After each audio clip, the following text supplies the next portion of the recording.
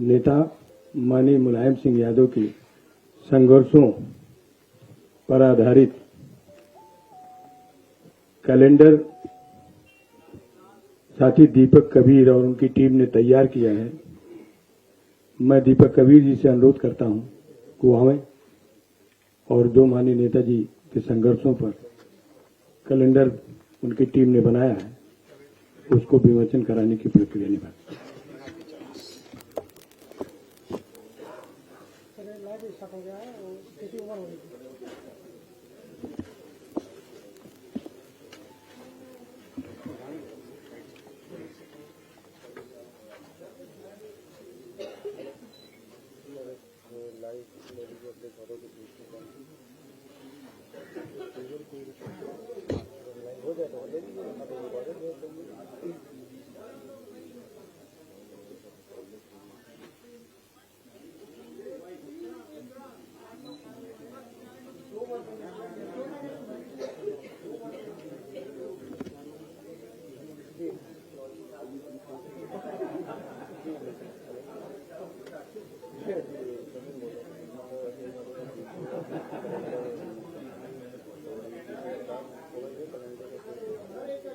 हो जाए live free से बनना रिकॉर्डेड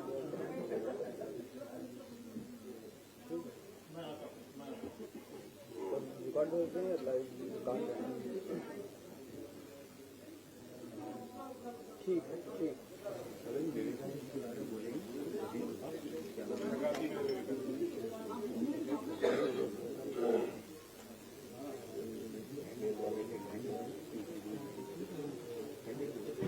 क्या हुआ साथी कबीर जी से अनुरोध है कि वो अपनी बात है।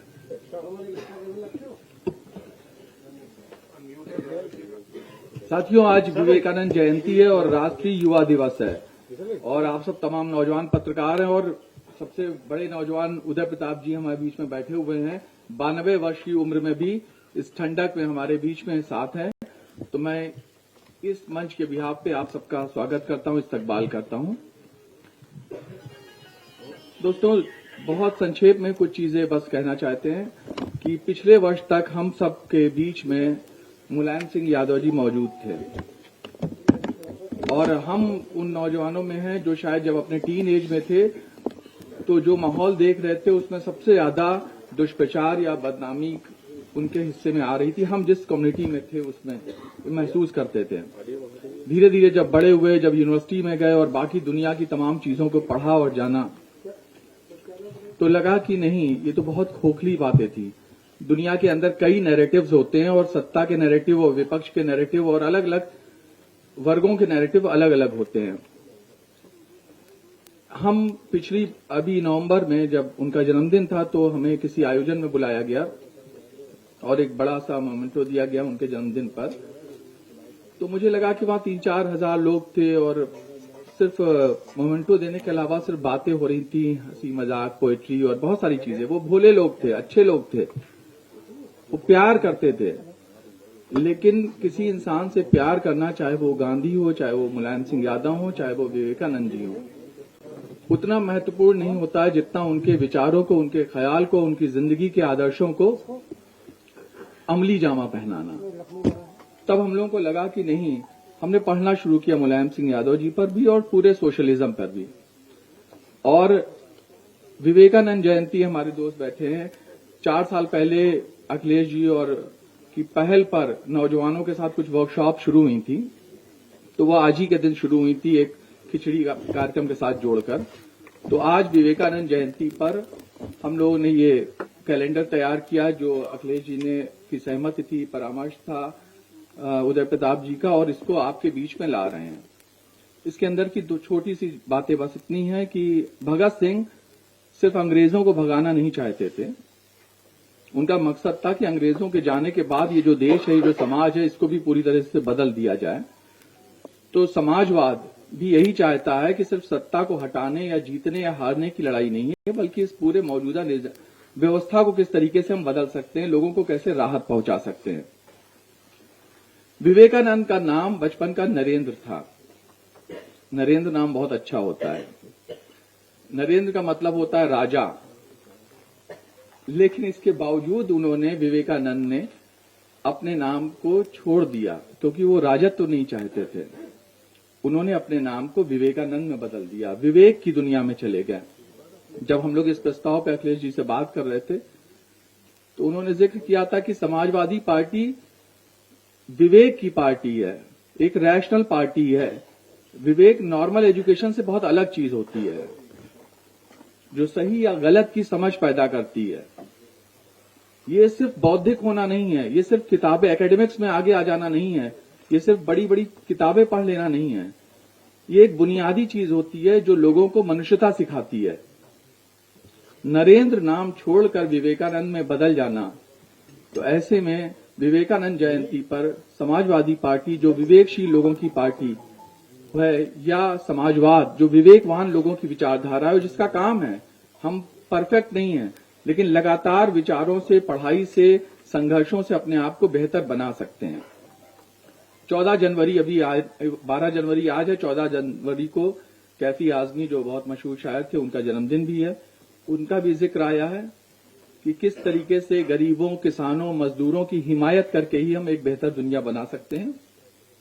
ये कैलेंडर 12 पेज का है। हम लोग के पास तो लिमिटेड रिसोर्सेज होते हैं, तो काम चला रहे थे, एक ही पेज पे आगे पीछे हमने कोशिश करी है। इसमें काफी टाइम दिया अखिलेश जी ने।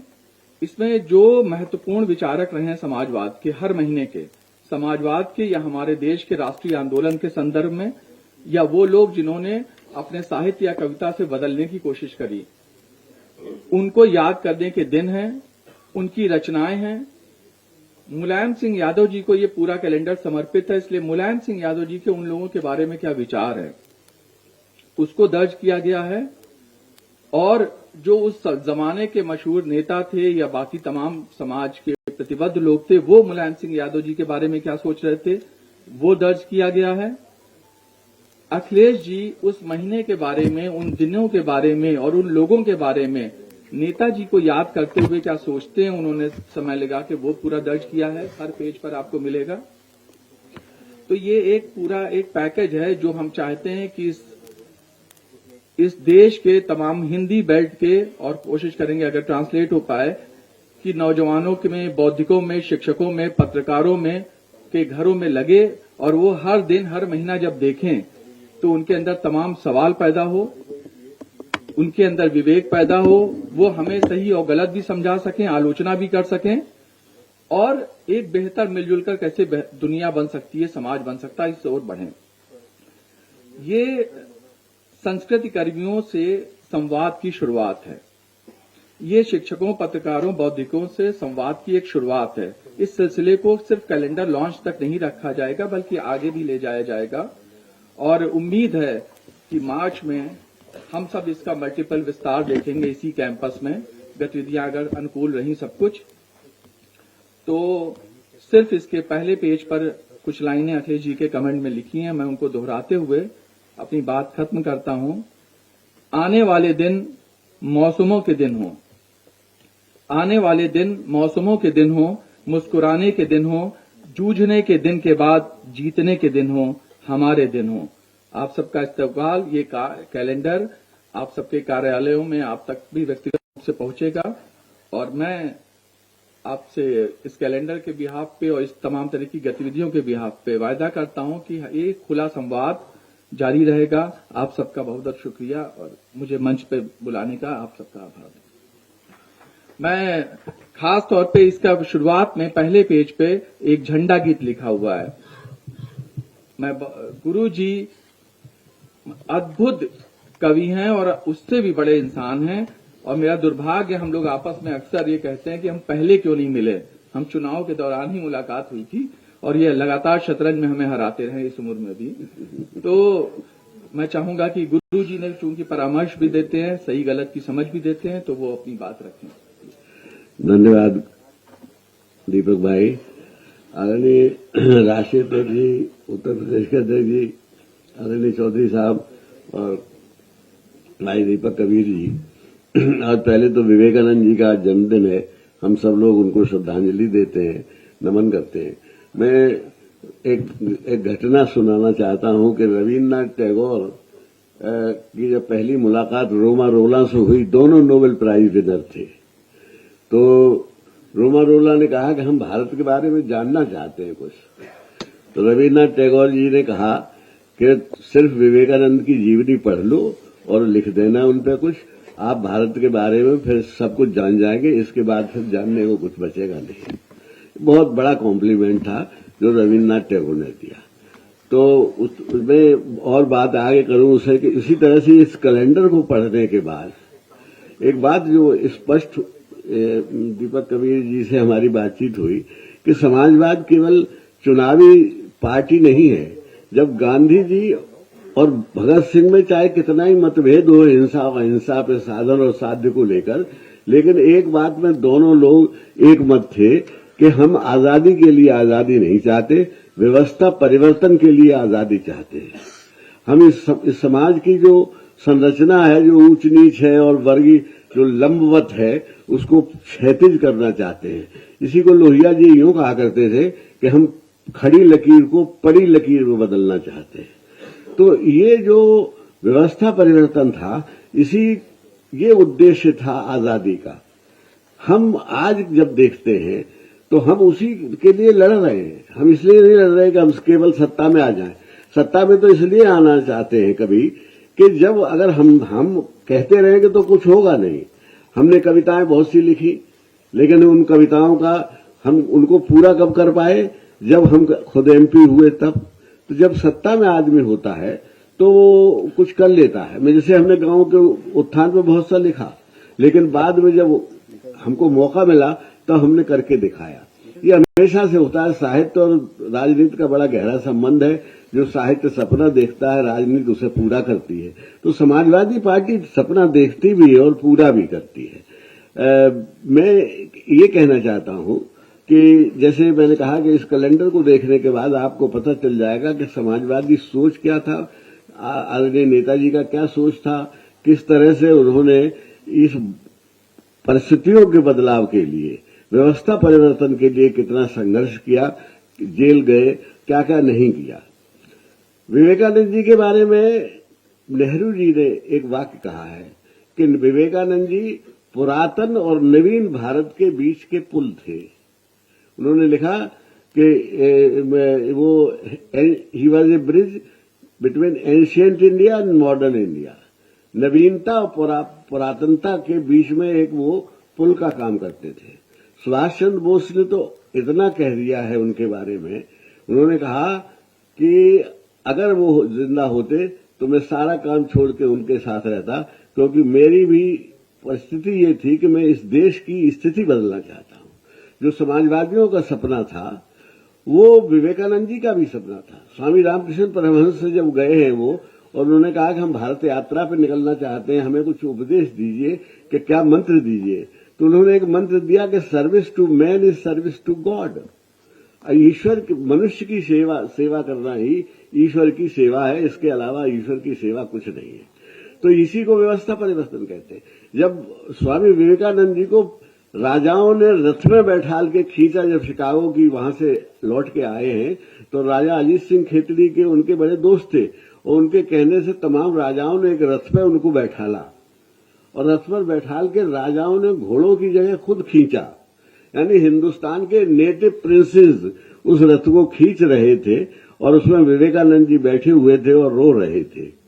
तो लोगों ने पूछा कि इतने सम्मान पर रो रहे हैं।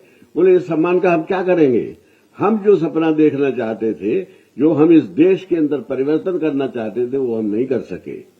तो ऐसे महान पुरुष के ऊपर मैं तो रोमा रोला की पूरी जिंदगी जो उन्होंने लिखी है जीवनी, वो पढ़ी। फिर 3 किताबें रोमा रोला ने लिखी है, एक लाइट ऑफ एशिया बुद्ध के ऊपर, एक गांधी जी के ऊपर, एक विवेकानंद जी के ऊपर, और तीनों को कहा है 3 टीचर्स ऑफ इंडिया।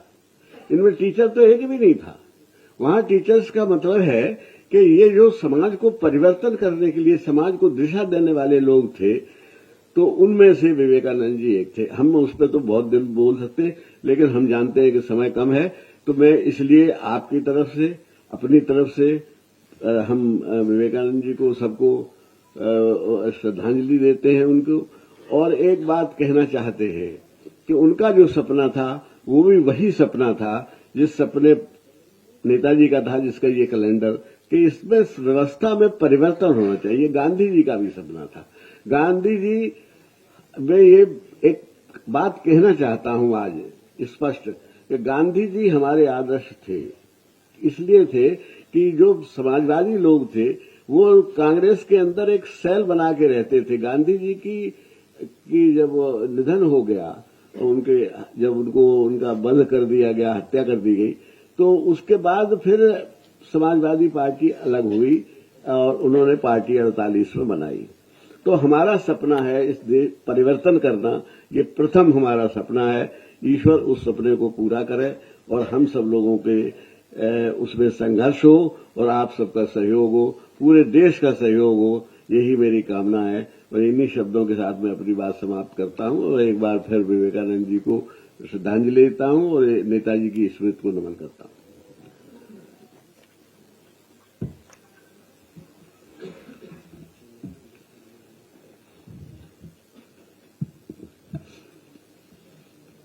मैं सबसे पहले, आज राष्ट्रीय युवा दिवस पूरा देश मना रहा है। स्वामी विवेकानंद जी को याद करते हुए विवेकानंद जयंती की बहुत बहुत बधाई और शुभकामनाएं देता हूं। साथ ही मैं आदरणीय उदय प्रताप सिंह जी और दीपक कवि जी को धन्यवाद और बधाई दूंगा कि आज के दिन जहां आपने एक अच्छा काम करके नेताजी के काम, समाजवादी आंदोलन, नेताजी का संघर्ष, और आज ही के दिन आपने तय किया कि जहां विवेकानंद जयंती है वहीं नेताजी के नाम से भी आपने एक कैलेंडर निकालने का काम किया है। इस कैलेंडर में हर महीने में कहीं न कहीं समाजवादी लोगों के और समाजवादी चिंतन दिखाई दे रहा है। जहां से शुरुआत हुई है, धरती पुत्र और नेताजी का नाम है, वहां सबसे पहले हमारी पार्टी का झंडा गीत जो आदरणीय उदय प्रताप सिंह ने लिखा था वो दिखाई दे रहा है। और आज जयंती के दिन हम ये भी संकल्प लें कि जो रास्ता दिखाया था स्वामी विवेकानंद जी ने, उस रास्ते पे चल करके ही समाज और देश का भला हो सकता है।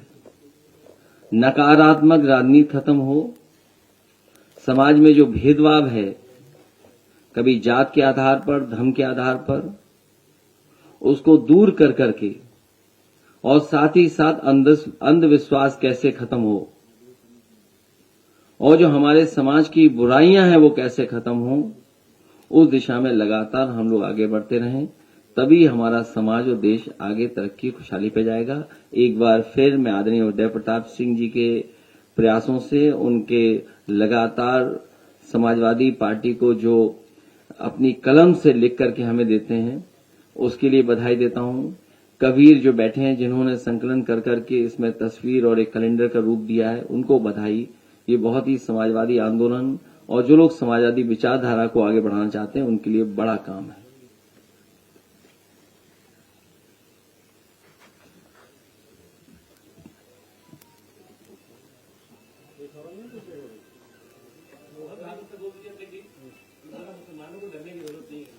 मैंने पढ़ा नहीं।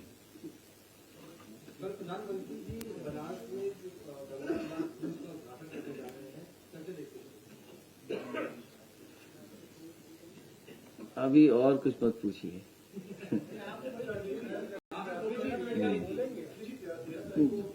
देखिए, गंगा एक्शन प्लान जो पहला बना था और समय समय पर सुप्रीम कोर्ट, हाई कोर्ट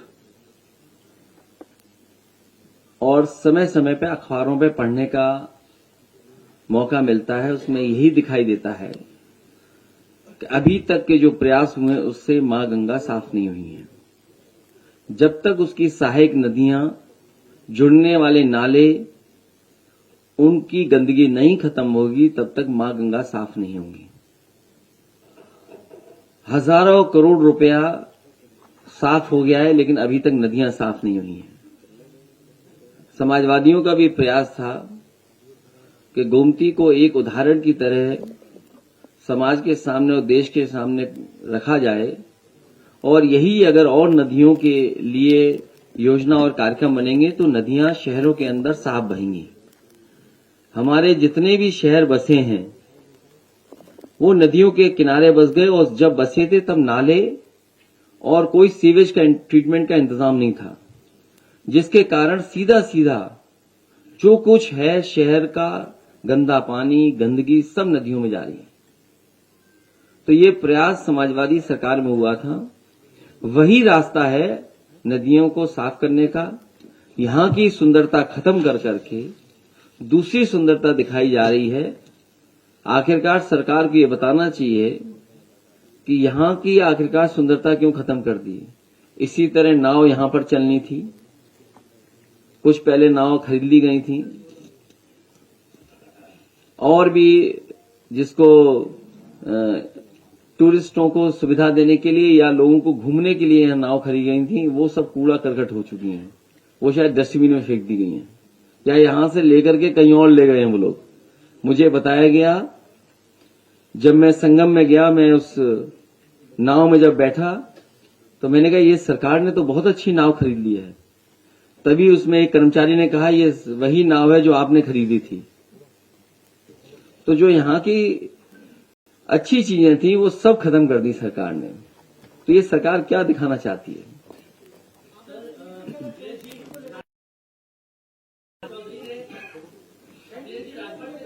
ये आपके लिए मुद्दा हो सकता है, ये हमारे लिए मुद्दा नहीं है।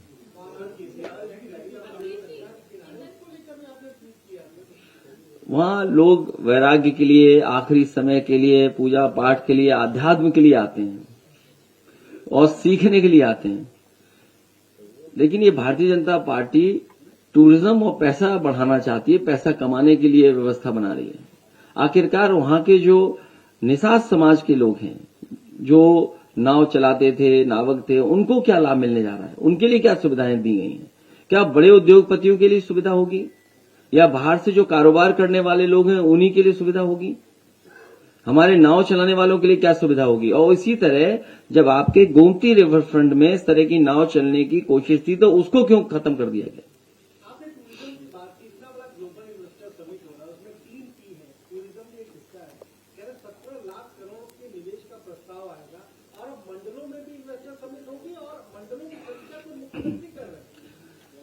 मैंने कन्नौज का एक अखबार पढ़ा, हो सकता है हर जिले में इसी तरह का सरकार प्रयास कर रही हो। जो वहां के कारोबारी ने अपने हिसाब से जो काम शुरू किए, कोल्ड स्टोर बनाया या कोई और रोजगार या कारोबार किया, उसका भी इन्वेस्टमेंट में पार्ट बना दिया। तो कहीं ऐसा तो नहीं कि दुनिया से इन्हें इन्वेस्टमेंट न मिल रहा हो। हमारे यहां जो स्वयं उद्योगपति या कारोबार करने वाले जो समय समय पे काम करते हैं उसको भी इन्वेस्टमेंट में शामिल कर दिए हों। सरकार को ये बताना चाहिए कि पहले इन्वेस्टमेंट में आखिरकार कितना जमीन पर पैसा आया है, उतरा है। इसलिए मैं एक बार फिर, क्योंकि और जाने क्या क्या पूछोगे, अभी इन्वेस्टमेंट मीट पे मैंने कहा है कि सरकार जहां इन्वेस्टमेंट की बात कर रही है वहीं सरकार को ये भी बताना चाहिए कि पहले एमओयू हुए थे उसको कितना जमीन पर उतारा और किस इंडस्ट्रियल पॉलिसी के तहत ये क्या इंसेंटिव देकर के आप उद्योग ला रहे हैं। जब आपके पुराने एमओयू जमीन पर नहीं उतरे हैं तो नए एमओयू जमीन पर कैसे उतरेंगे? और फिर नया इंसेंटिव क्या दे रहे हो आप? ये केवल चुनाव की तैयारी है, जनता को धोखा दे रहे हैं। और जब लाखों करोड़ का इन्वेस्टमेंट बता रहे हैं तो ये बताएं कि इतने इन्वेस्टमेंट के आने से कितना रोजगार सृजन होगा। आखिरकार रोजगार सृजन कितना होने जा रहा है? और पहले जो घोषणा पत्र में लिखा था करोड़ों रोजगार नौकरी, उसका क्या हुआ? इसलिए आप भी कंफ्यूज मत होइए, आपको बहुत अच्छा पैकेज मिलेगा, बहुत अच्छी चमक धमक दिखाइए, जमीन पे कुछ नहीं उतरेगा।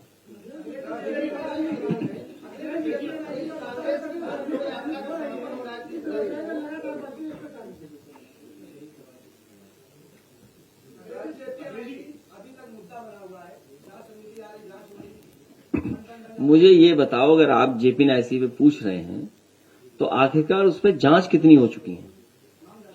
नहीं, मेरी जानकारी में नहीं है, मुझे तो अभी तक जानकारी है कि 3 बार जांच हो चुकी है। हो सकता है सरकार ना काम करने के लिए एक और जांच कर दे।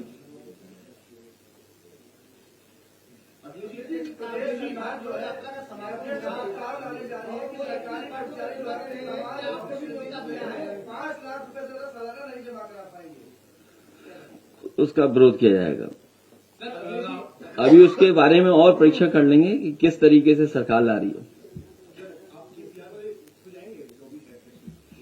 अभी बुलाया और मैं जाऊंगा। राहुल गांधी का समापन होने जा रहा है श्रीनगर में।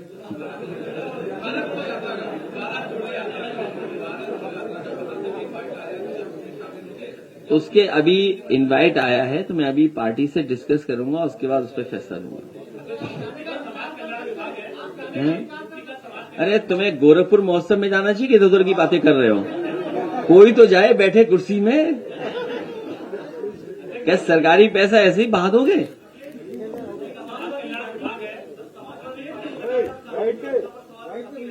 अरे बैठ के भैया, बैठ के, बैठ जा भाई। अब कोर्ट में हमें कोर्ट पे भरोसा करना पड़ेगा, न्यायालय पे भरोसा है हमें।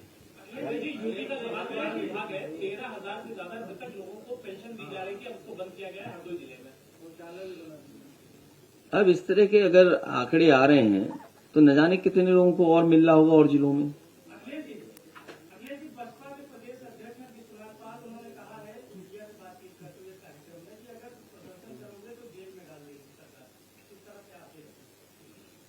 मुझे जानकारी नहीं उनकी। अब वो अपना एक पत्रकार शादी हेडक्वार्टर गया तो था, देखा नहीं एडीजी से क्या हुआ गया था अभी। इसलिए तैयार रहिए आप भी, हम लोग तो हैं तैयार।